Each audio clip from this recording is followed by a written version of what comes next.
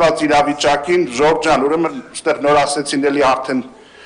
որ ասում արդեն մեր տներին են հասնում, հիմա նորից մի քիչ առաջ հակակոռուպցիոնը 2 հոգու տարավ, մարից գալիս են այս դահլիճ, զգում եք, մոտիկանում են այս դահլիճին ու այս ապակիներն էլ չի օգնելու, եթե այնտեղ ԿՊՊ էլ դրվի,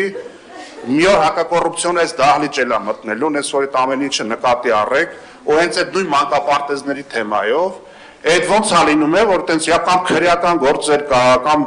ասում են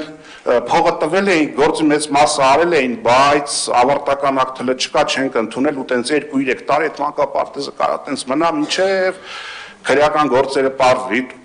տուժուտուգակ կիրառվի, միտեղ էլ ընդհանրապես վաղուց քրեական գործ կա, ընթացք չկա, եկեք այդ բզեզի բունը